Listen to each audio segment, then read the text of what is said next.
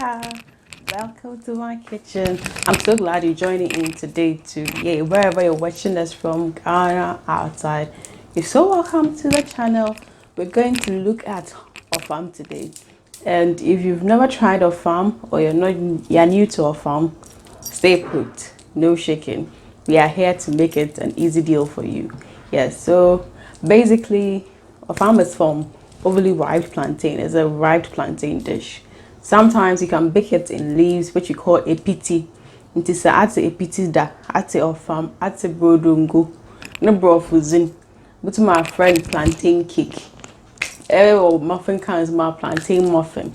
Into honestly, when you ask some casibia, but then you'd have to give this a try.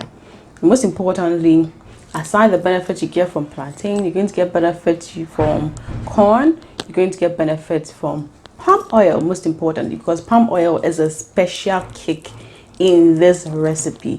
And you know palm oil is good for your vision, your hair, your eye. Sweetie, just wait, watch this video, and when you're done, you see me again. So if you're a plantain fan like myself, whoa, this is one recipe you have to try. And if you ever have overly ripe plantain, overly ripe plantain, please, you don't need to discard it. This is the recipe to try, and it's called Ofam. Ofam. Some also call it brodungo.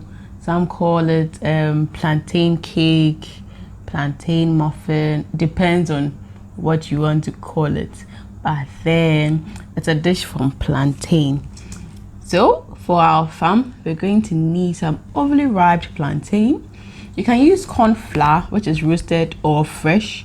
You can use the flour, just pastry flour, plain pastry flour, or you can just use tombrown or winnie mix, whichever you want to bind your plantain with. Then most importantly, we're going to use palm oil. We're not going to use any butter or anything. We're just going to use palm oil. And you know palm oil has a lot of health benefits, from eyesight to all those ones. And in there as well, we're going to need some onion, ginger, garlic, pepper. Some powdered pepper gives it some texture and some kick as well. Some local spices. And you know, I always talk about spices are good, but they are good in moderation. So we're going to need some black pepper, which you call the Esoro wisa. You're going to use a Pepre or cloves, then Negro pepper or Efom wisa, and that's the hwentia, or some also call it the Selim. Then our powerful nutmeg, African nutmeg, or the Calabash nutmeg, red amber. You're going to need just a little bit of those ones as well, and some salt to taste.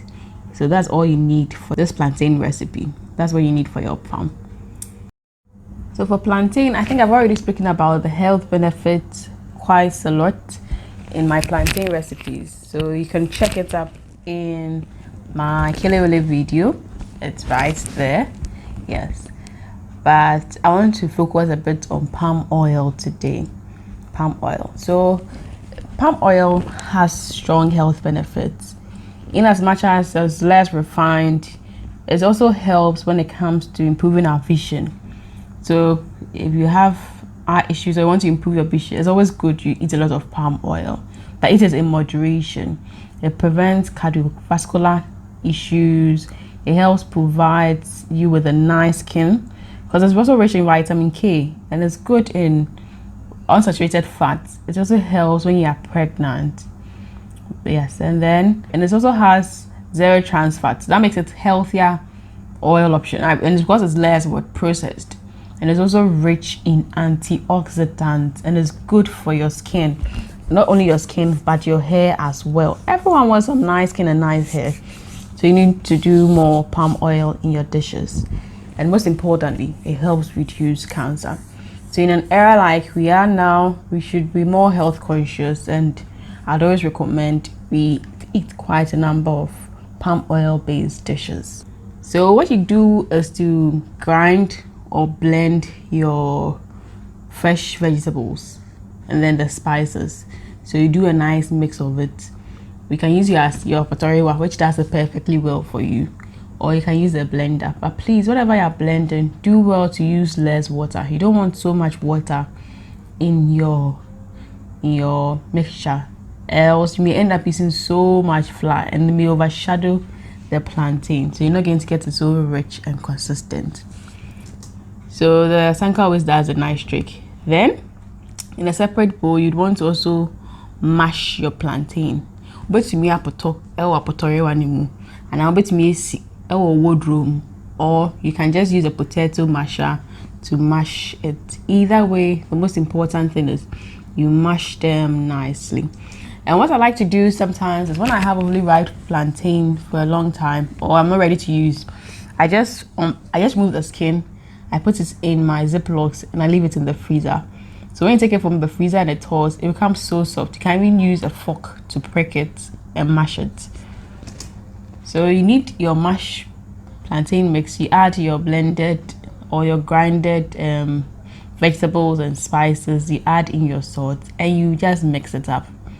When you're done, what you'd want to do is to, as you are doing that, please, before you start, just make sure you've also greased your baking pans as well. Then I always say when you're mixing things, you add in the dry ingredient to the wet.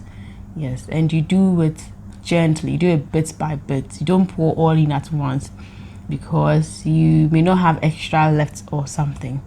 Yes, so it's always good you do it bit by bit. Add your dry ingredients in bits, and you'll be checking the texture. You just want it to be able to bind. You don't want it to be too stiff or too hard. So in this recipe, realize I used 3 plantain and they were big enough. They were big, so I had quite an amount. So I just used a cup of flour. So just mix to get that consistency. Then you add in your palm oil also in bits.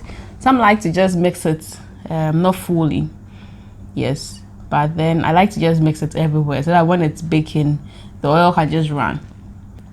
The palm oil in there is supposed to help it not stick to the pan. So because there's oil in, it's going to drain in there, and it's also acting like you using butter when you're baking, or using oil, or using margarine, a fat in there. So over here we're using the palm oil instead of regular oil, which adds some sort of nutrient. Then you dish it out in your baking pans. I always say whenever you're coming to bake, don't overly heap your pans. Over to me acquire 3/4 of your pan size, your baking pan. So don't ever go beyond 3/4 of it. If it's half, it's okay. If you go 3/4, if you do it too full, what happens is when it starts to bake, you may not give it that space for it to rise properly, so it may look a bit nasty on top and all those ones, and it can even overly flow from the pan. So it's always good you don't heap things to the brim. And I used my dadaseng for baking my Ofam, so I preheated the dadaseng, which had the metal rack in there. I just preheated for about 5-10 minutes on high heat. When I'm baking, when I'm starting, I like to go with high heat so that I get that heat temperature. But then if you're doing it in your oven, when I'm at home, I usually use the oven. So now I just do it 180 degrees for start. Then I just I preheat it sometimes beyond 180 to 270. But then when I start baking with it, after heating it for about 10 minutes or 5 minutes, I just use 180 for about 15-20 minutes.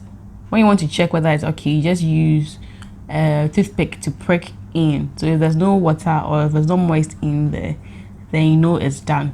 So if you're using the oven, you can preheat it for about 5-10 minutes. Then when you put it in, just use 180 degrees for about 15-20 minutes, depending on the quantity you're baking. But if you're using your dadaseng on your gas or on your coal pot, or yes, just make sure that you preheat it for about 5 minutes on very high heat. Then when you put your mixture in, you can leave it either the high or the medium, it's okay. Yes, then you just watch it for about 15 minutes or 10 minutes.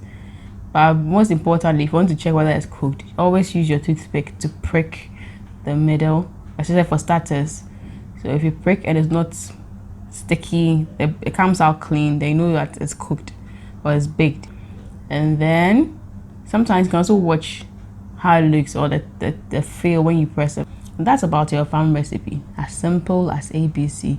All you need is potogum shegu, fat mix it and no.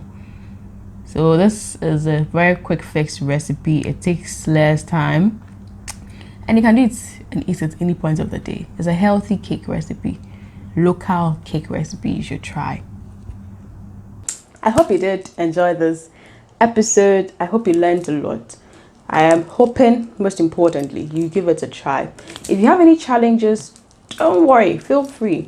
Always come to the comment section, drop it. I'll sort you out. Yes, I'm here with my team to make sure that you live healthy, you eat healthy, you enjoy every food moment. So please feel free to use the comment sections. If you have any suggestion, any critique, do well to leave that as well. Most importantly, do well to suggest to a friend, do well to like, to share, subscribe, hit the notification button, and make sure you get every alert from this team. I hope to see you in the next food video. Until then, live life to the fullest, be joyous, be happy, eat healthy. Make sure that together you join us, make every food moment count. Lots of love for my team and I. Mwah.